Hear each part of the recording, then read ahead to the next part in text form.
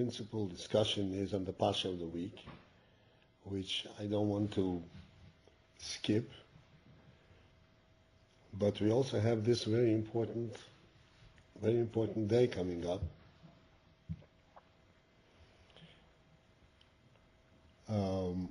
Shevat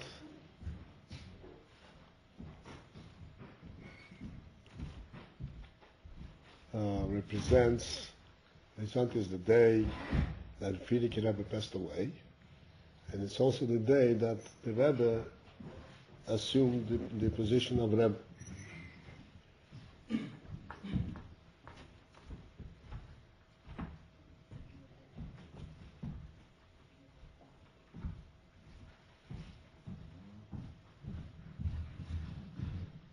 So we will briefly discuss this Inyan, and then also connect it to the Pasha of the week and see how this Inyan is reflected really in the Pasha of the week.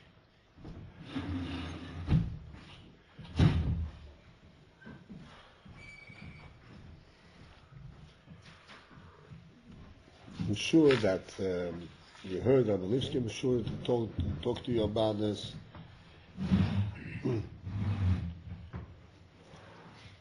And the Friedrich Rebbe, his whole life stood for Mesiras Nefesh. This was his whole life from beginning to end. And Mesiras Nefesh, in his case, meant that whatever he did and whatever circumstance, whatever was the circumstance that demanded any interference, he did it with complete and total dedication and total defiance, disregard for any danger to himself, for any problem.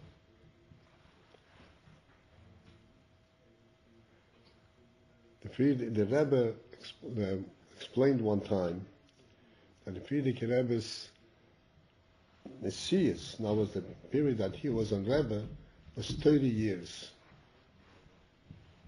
From 1920 till 1950. And these 30 years, basically, not exactly, but basically there were 3 periods, each period had 1 decade, approximately 10 years. A little bit less, a little bit more. The first period was in Russia, fighting the communists. Second period was in Eastern Europe, in Riga, in Latvia, and in Poland.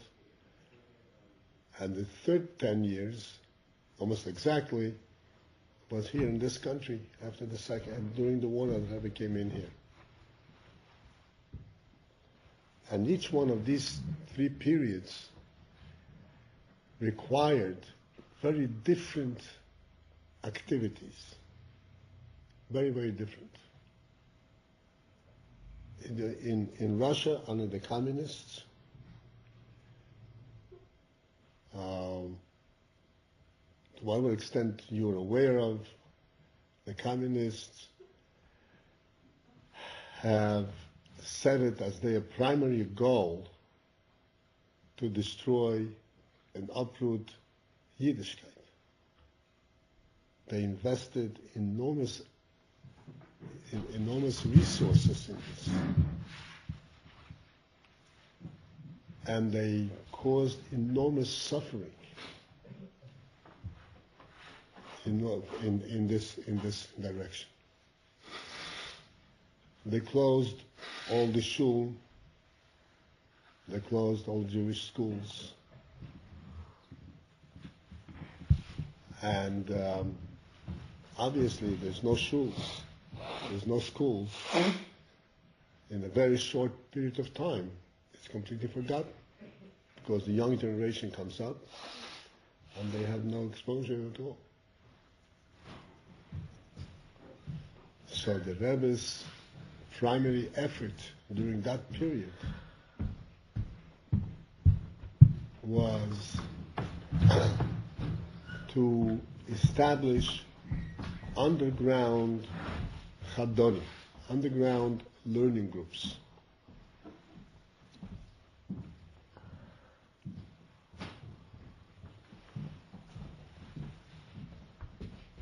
And to establish these chadorim, cheder means a room, a learning group.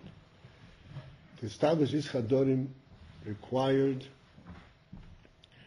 in addition to resources, to funds, money, and so forth, required that the Rebbe's Chassidim should volunteer to teach in this chadorim. And to teach in this chadorim was extremely dangerous. That if they're caught, they get sent away to Siberia. I mean, this is just a literal statement. This is not a possibility. And the Rebbe established a whole system, a labyrinth throughout Russia with these underground chadorim. Now, these chadorim were constantly on the run. In other words, they came to a place, and they learned there, and when they smelled that they were being discovered, they moved someplace else. They were like fugitives, constantly moving from one place to the other, sometimes moving to different cities, sometimes. I don't know if I ever told you that I myself learned in one of these chadorim for a while, in Tashkent. And I saw myself.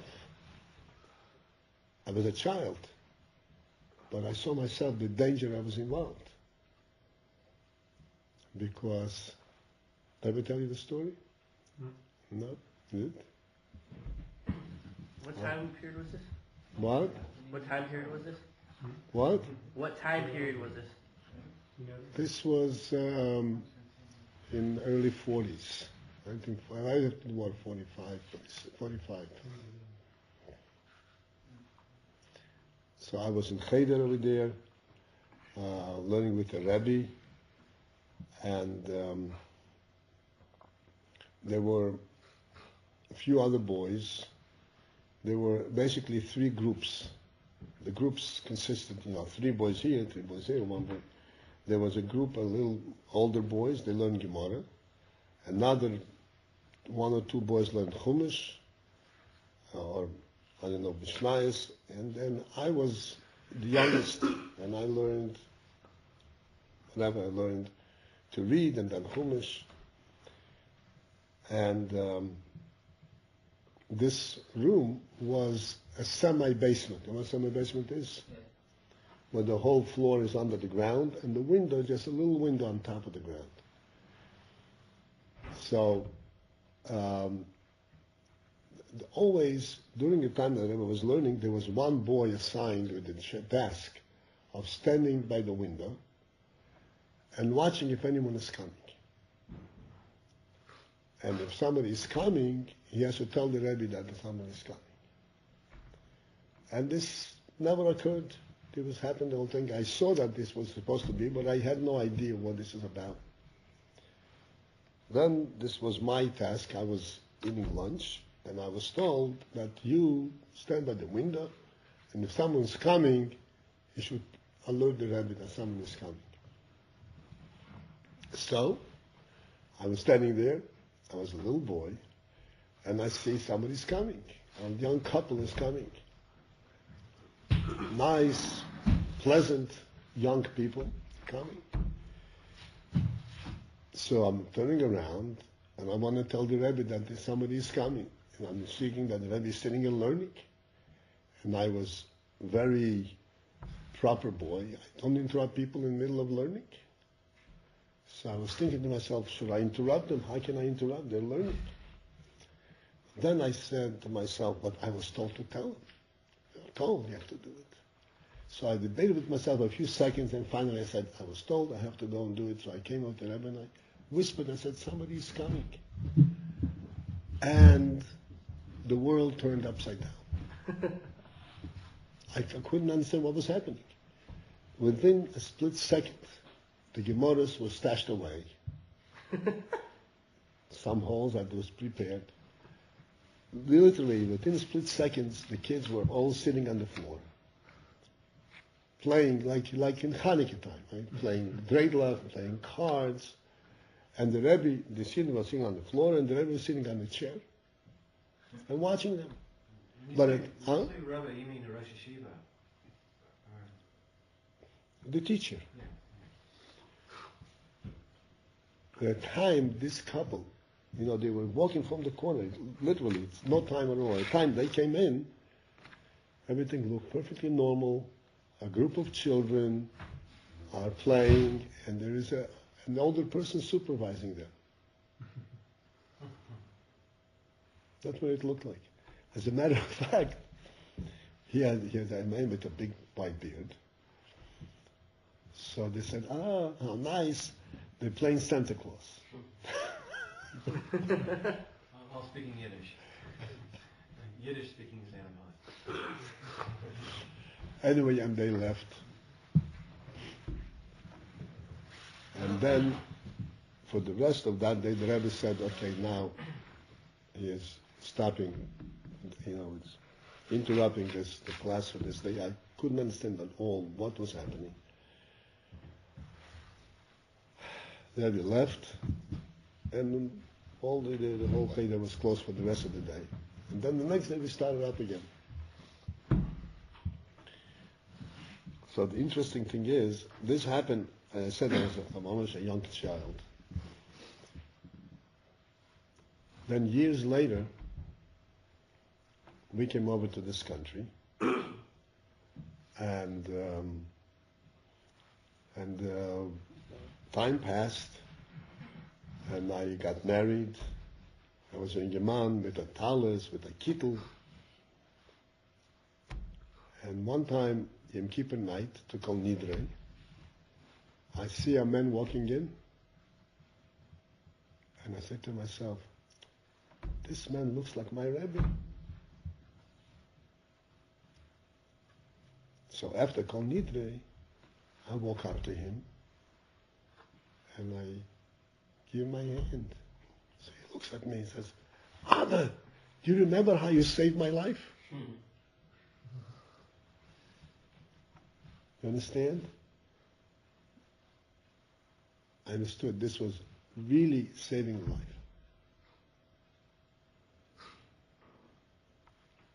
So these are the circumstances under which this teacher taught. These teachers taught children. And it wasn't uncommon. One teacher was taken away by the KGB and imprisoned and tortured and sent away to Siberia. And the next day, the next week, there was another teacher in his place.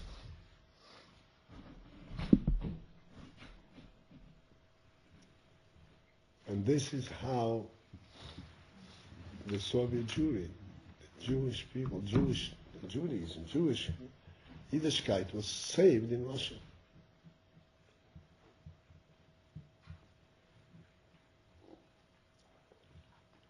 And this is the Rebbe once said in the Friedrich Rebbe, that to send someone else in a dangerous task, in a dangerous mission, is more difficult than to go yourself. Friedrich Rebbe himself, I'm sure you know, was imprisoned, and he was also beaten, he was also tortured. Baruch Hashem, he came out, and then he was able to get out of Russia and so forth. So at that time, the Rebbe's effort consisted in organizing learning classes for little children. Later on, when he was in Poland, and he got out of Russia, his work over there was completely something different. There he established yeshivas, and he saw to it that there would be bochrim who learning chassidus in the deepest way. Completely a changed man. Here he was, so to speak, an organizer of chadorim, and here he was the teacher of the highest caliber. Then came the war, and the Rebbe was saved from the war. There's a whole story how the Rebbe was saved from the war. This was during the war that the Rebbe came here to this country. By the time the Rebbe came here in 1940, he was already on a wheelchair. He suffered a stroke before. No wonder, because of all the torture of what he went through. But in his wheelchair, as he rolled off from the boat, he said, I came to this country not for my sake, not to save myself and not to have a good life for myself. I came to this country to awaken the Jewish heart and the Jewish spirit that's sleeping in this country. So here in this country, was a completely new effort.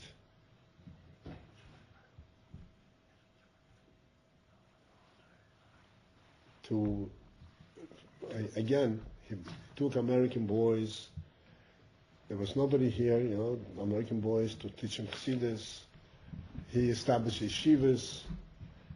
And the big effort in this country was to present Chassidus in a way that's presentable to the unlearned, to the simple people. He gave out Chassidus translated in different languages. This was the first time over here. Translations in Yiddish, and then in English, and then in every language. A new phase in the Rebbe's work. In other words, there wasn't to say that my thing is to say Chassidus, to teach. My thing is to to save people from danger. My people is to see Mechadorim. The Rebbe's thing is to do whatever is necessary to strengthen Yiddishkeit, regardless of what it is. And each one of these things, he did not do it just externally, just writing a note, writing an article in the paper. He was personally involved. The Rebbe took his students. At the time when the Rebbe started here in 1940, there was a small group of students that came in and started in 770 in the yeshiva. And they learned by the Rebbe in just a very short period of time. They were young boys, 18, 19, 20, 21 was already an old bacher. Because by the time they were that age, the Rebbe would take them up, pick them up, call them up and say, time for you to go and make a yeshiva in New Haven, make a yeshiva in Boston, make a yeshiva. That's it. You can't spoil yourself. You can't take the privilege of sitting and learning till you have smicha, till you become alam. There's no chance, no time for that. This is how the Rebbe built Yiddishkeit in America.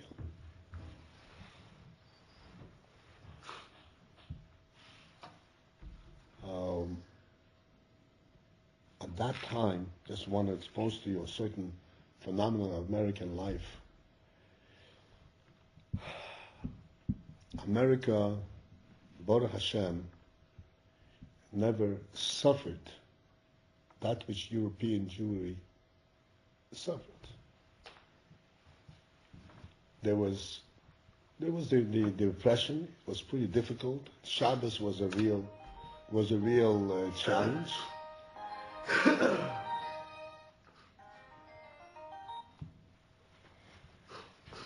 But it wasn't nothing compared to what was in Europe. And here in America,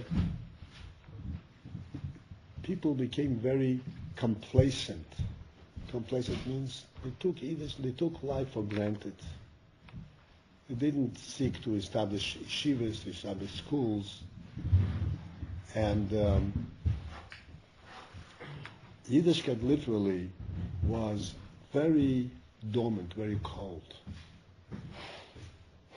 And the further it went down, let me just stand back a bit, that I know people who were here from the beginning of last century, like 1900, 1920 and so forth. There were a lot of Frume Eden that came here from Europe. A lot. But for some reason, they weren't in this leadership that would say, okay, you're here. What about your children? What about Chadorim? What about yeshivas and for girls? Nobody did anything.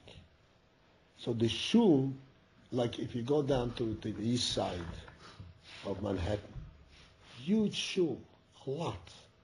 They were all built by these people in the beginning of the century. And they were full. The shul were full. 4 or 5 o'clock in the morning, the shul were full.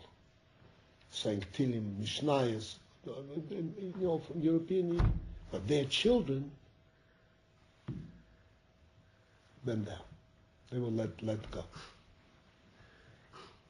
And as the time went on, it was assumed that an American child, he cannot be expected to be frum, to be religious. It's in America. America is different. This is all European stuff, but America is different. This is what the spirit was.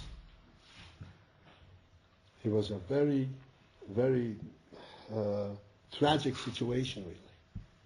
It was assumed that if the grandfather is Ayivet Abor, the father will be clean shaven, and the son, the grandson will be a Mechal Shabbos. This was assumed that's how it's going to go. And that's in fact how it went.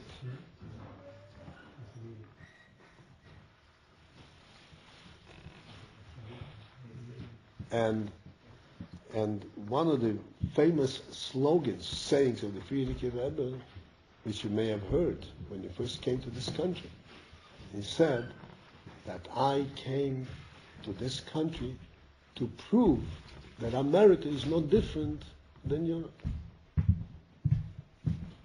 And that you can have yeshivas here, and you can have even with beards, and you can have Torah flourishing. And as a last point, I want to tell you an episode that happened, that when the Rebbe first came off the boat, and he spoke these words, that I came here to bring Yiddishkeit and to inspire, bring back the highest standard of Yiddishkeit. The next day, a delegation of Chassidim, of the Rebbe's Chassidim, who lived here in America before, the best friends from the Rebbe, several people came to the Rebbe, and they said to him that we came to warn the Rebbe, so the Rebbe shouldn't suffer disappointment. That here in America, it's really a different world. And what the Rebbe plans to do just cannot happen in America. And this was said by the Rebbe's Chassidim, the Rebbe's greatest friends. The Rebbe spoke about it. And he said how much tears this caused me to shed, to hear this kind of words. And of course, the Rebbe completely negated, was mevatel this whole thing. He said it's not true. You can have Yiddishkeit in America same level as in Europe and higher, and the Rebbe set out to do that work. He didn't have the people to do it with. He took young people. A poor boy was in yeshiva a year or two in his yeshiva, out. You go and make a yeshiva. And what do we have today? Wherever you go in America, there's Yiddishkeit. Whatever. And the most important phenomenon is not only that you have Yiddishkeit. Most important thing is that it's going upwards. if the father is a businessman, the son is a Rosh Yeshiva. If the son is a Rosh Yeshiva, the grandson is a Shliach. It's completely going in a different direction. Totally different direction.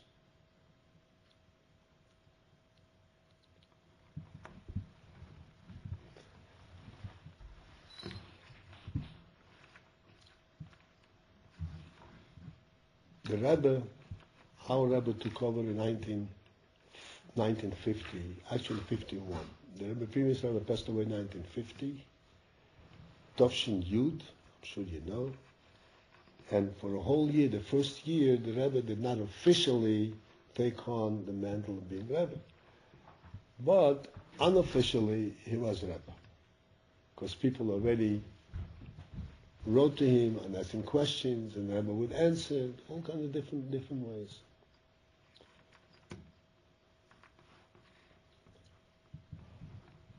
But the Rebbe took over the Messiahs. This was the time when the survivors from the war and also emigres from Russia started coming to America. A new wave of people. And these people that came, as said, survivors, they were all very broken people. They did not come from a position of strength. They came from a position of some weakness. Like when we traveled from Russia, I mentioned to you in the past that when we traveled from Russia, up until the time that we came to this country, we were listed as stateless. You know what stateless means? Without a state, no citizenship. Stateless means that there is not a country in the world that is obligated to let you in. Obligated to what? To accept you.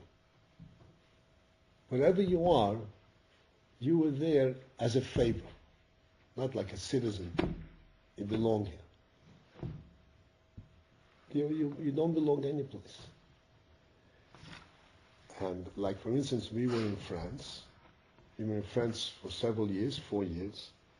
This was a big favor that the French government did. But we weren't allowed to work. We weren't allowed to work. Because, you don't belong here. If you work, you take away, like work from the citizen. You know the rules are. And as a result, people had to struggle. You can imagine, if you can't work, how are you going to survive? So the American joined, the Federation helped out, all kinds of different ways. But we were, so to speak, the non-existent people. And all of us came back to this country in that state of mind. And the Rebbe would sit literally 3 times a week, Sunday, Tuesday, and Thursday night, a whole night. Sunday night, a whole night till morning. Tuesday night, a whole night till morning. And Thursday night, a whole night till morning. The Rebbe would sit with Yechidus, for private audiences with people. And would give them encouragement, give them direction, what they should do, where they should go. It had to be done on an individual basis. Every individual had to be talked to separately. Can you imagine? 3 times a week, week in, week out, and you're talking about from 8 o'clock in the evening till 3, 4, 5 o'clock in the morning. 9 hours, 8 hours straight. Yechidus.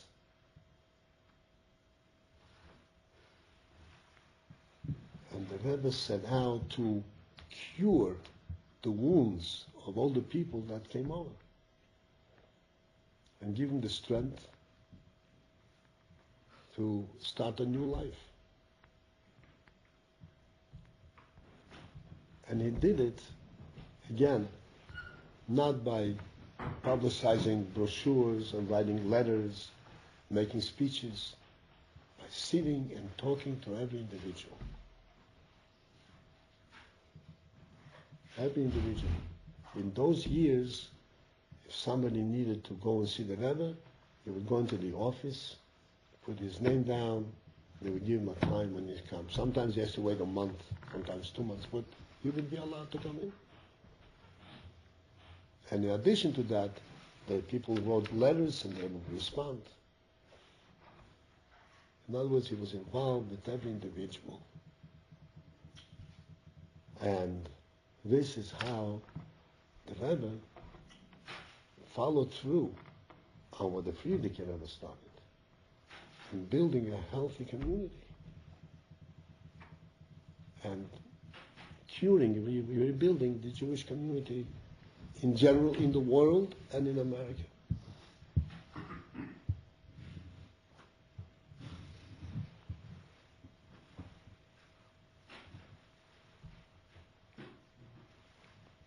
And the effort of the Friedrich Rebbe and the Rebbe, the effect of it was not only in Lubavitch. The effect of it was across the board on the entire Jewish horizon. Because as I said, the whole attitude in those early years was let them go, be easy on them. And the Rebbe turned it around. And the Rebbe said, you're making a big mistake. The young people want authentic Yiddishkeit. They don't want watered down Yiddishkeit. Young people want the real thing, not watered down things. In those years, a yeshiva bacher with a beard was something which didn't exist in the best yeshivas. Didn't exist. In 770 was the first place where there was a yeshiva bacher with a beard. And I'm going to tell you something. In 770 there were yeshiva bacher without beards too. It was still, a transition period. And over the years, the whole thing changed. Wherever you go, the Vadas, Handelin, all the yeshivas, everything was raised up. The whole Yiddishkeit was raised up.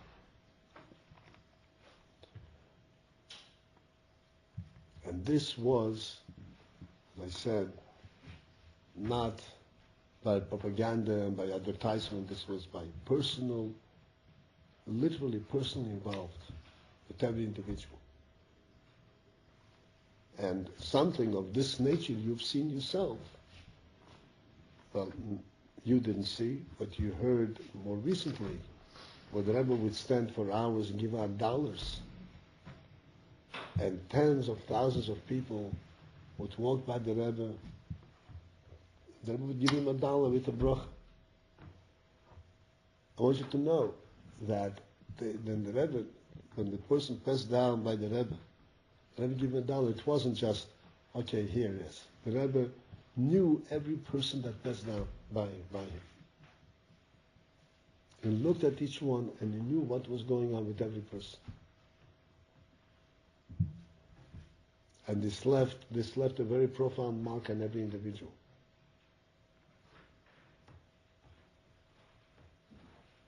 We know this from various proofs, because the Rebbe made comments to people as they were passing by, that they saw that the Rebbe knew who he was talking to.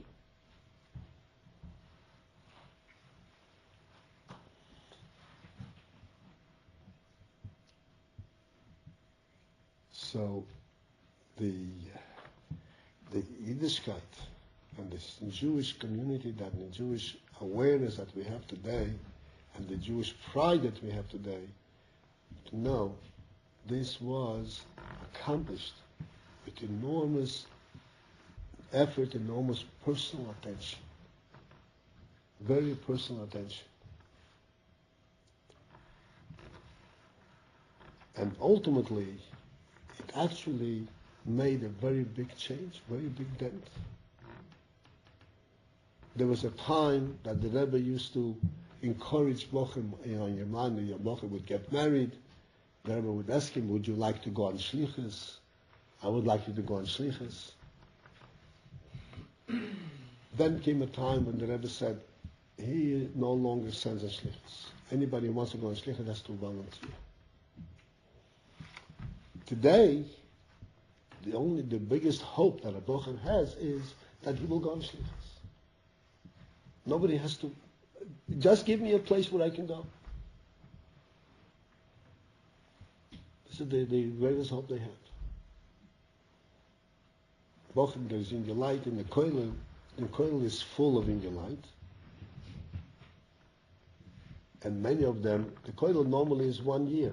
Some of them stay longer because they don't want to go to work. They're waiting for an opportunity to go on Shlichus. What's going on Shlichus? I'm sure lately you got exposed. You know what going on Shlichus means? Going on Shlichus is not sitting on a pulpit and giving a big speech. Going on Shlichus is going to some little hick town. If you are lucky, it's within a civilized society. And if not, you're literally going to India. And you start building a Jewish community. From nothing. From nothing. I have a son in California. He is in the civilized society. He's not in the jungle, but he's in a Jewish jungle. He showed me. You see all these people that are sitting here? Not one couple is Jew married to a Jew. You understand what's going on?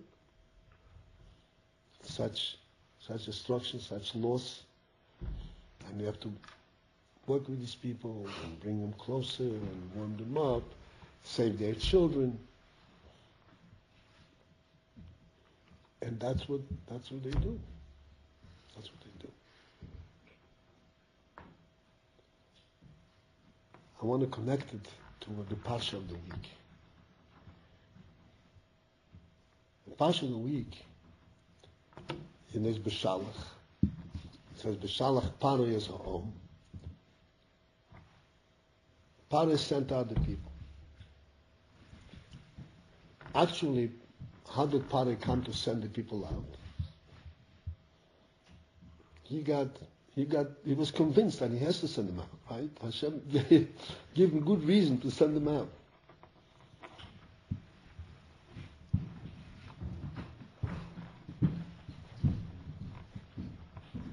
But Hashem had done it in such a way that he didn't just force him out, but Hashem done it in such a way that Paro himself saw right that there's no way he has to send the Eden out. In other words, he was completely destroyed. His strength, his power, his willpower was broken, and all Eden saw that he has no power, and Paro himself told Eden go.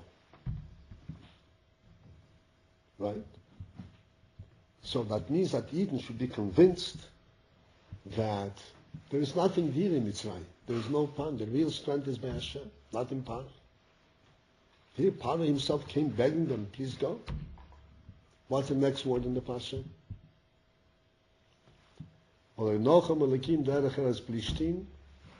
Hashem did not lead them through the land of Plishtim.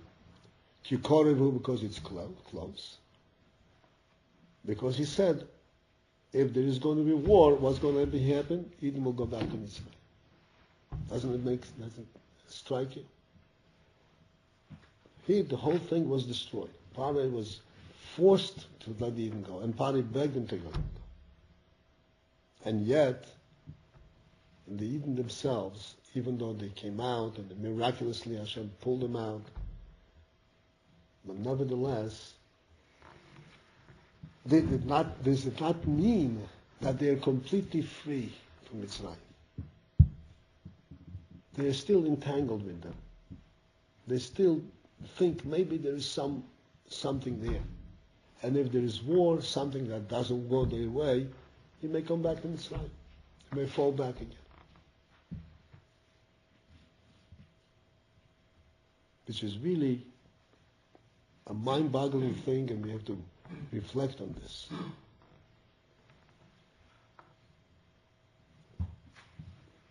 We can go out of Mitzrayim with Hashem's help and Hashem's power, and leave all the tumor, all the impurity and the tightness of Mitzrayim behind us. Say, we don't want this. Paro himself says, this is not for you, get out of here. And yet, we still have a connection. And if God forbid things don't go exactly the way they should, we may fall back. We may fall back.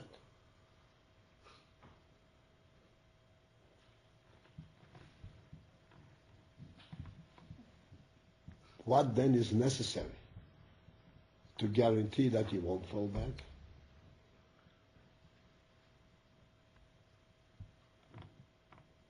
The fact that Paro sends you out is not enough. The fact that Hashem pulls you out is not enough. It has to be your own decision. When Eden came to Har Sinai and they accepted the Torah and said, Nasav and Ishmael, we want it. That is when they make the step over.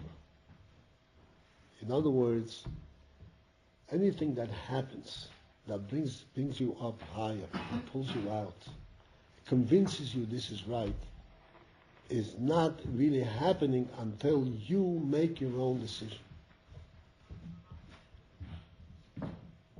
When you are faced with an Isoyan, it's called, with a challenge, should I choose this or should I choose this? I know this is the truth, but this is something which I'm used to. It's something which I'm drawn to. I'm enticed by it. Then you make a decision that regardless of what I was used to, regardless of how enticing it is, I don't want that which is false, I want that which is true. You make that decision, that is when it happens. Until such time that you make that decision yourself, it doesn't happen. This is what I pointed out before, that the Rebbe accomplished his enormous accomplishment not by generalizations, by talking to generally, by talking to every individual. And every individual had to make his own decision on his own to understand what his challenge is and what his choices are, and to make a conscious decision. If he makes a conscious decision, this is what this source breaks him away from Mitzrayim and brings him to Kiddush. Otherwise, Paro can send you away and everything, and you see all the miracles and you're so happy. The minute something turns the wrong way, you begin to doubt. And this is what's expressed in the end of the Pasha. The end of the Pasha, you didn't learn that yet, maybe last year, the story of Amalek. But after all the miracles that occurred, the whole world stood in awe. You know what awe means? In awe of the Jewish people. They see, hear, who can possibly understand what's going on? A pillar of fire, a pillar of a cloud. Everybody saw it. And the whole thing is godly. It's not worldly. We don't understand. This is God in this world. They saw it. And yet, with all that, there can be an Amalek that goes out and defies all of that. Defies all of that. So he gets defeated.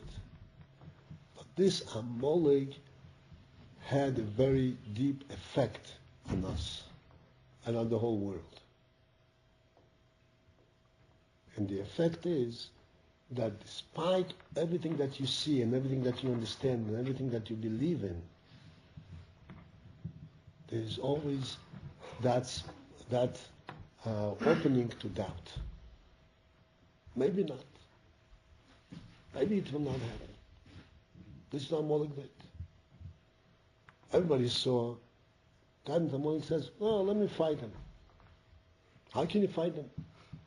Well, all I'm going to do is just cool it off.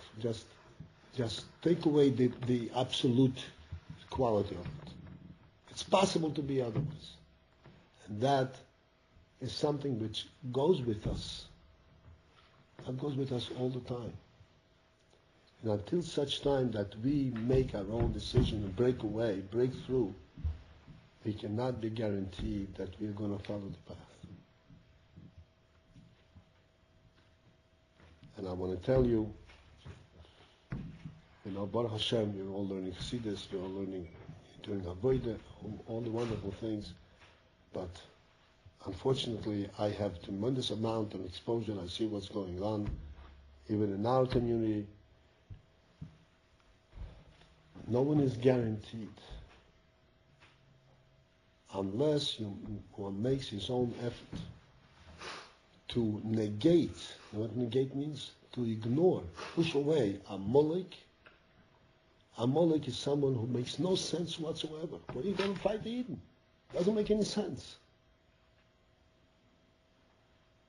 But he comes anyway.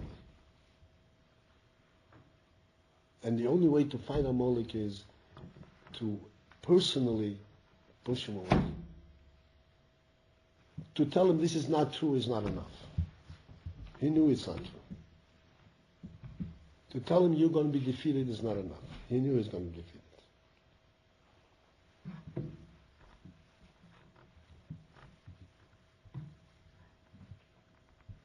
To tell him, I don't want to look your way. I don't want to know you. You don't exist. That's the only way. To follow my path. This is the only thing that guarantees. Because I said, I have so much exposure. I see Nebuch. People who started living a normal life, even got married and had children, and then fall back. Even to the extent where some people left everything behind, went away from their kids, went away from their wives, or the wives go away from their husbands, go back to the old life. It happens.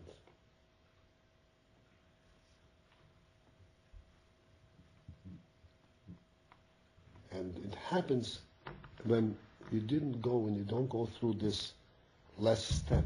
You think everything is going to go smoothly. I understand it. Makes sense. Everything is going to be perfect. It's not going to be perfect by itself. Nothing is going to be done for you. The last step you have to take yourself. Amalek, we have to fight ourselves. Hashem fought Mitzrayim for us. Hashem drowned the Mitzrayim. He drowned. He split the Yam Suf. Why did he have to send the Yeshua to fight Amalek? Poof! Make a note of it. Right? You will learn later on in the Pasha. Amalek, this was the first war that Eden actually waged. Hand-to-hand battle. What for? He didn't send Eden to fight the Mitzrayim when they chased them. So why made them fight Amalek? Because Amalek is the guy that you have to fight yourself.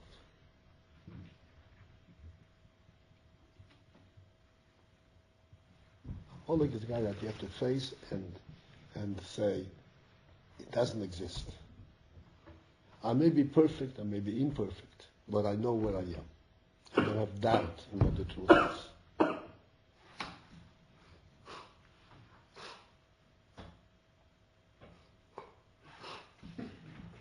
this is the strength that we got from the Rebbes. The Rebbe came to America, the Frierdiker Rebbe in Russia, in Poland, in America, our Rebbe. People would come to them and say, it's impossible, this is not possible to accomplish. They didn't have any doubt. They went straight and they ignored and negated all that.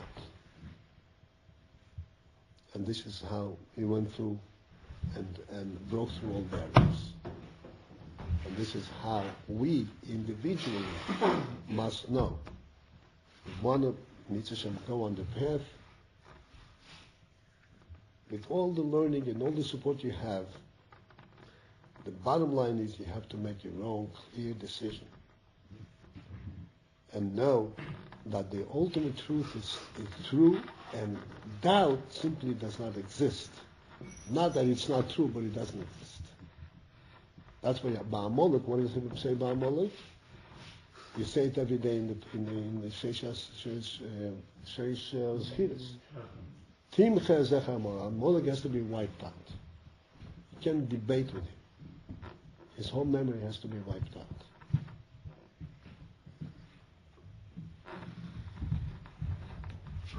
And we have to wipe Amalek out from within ourselves.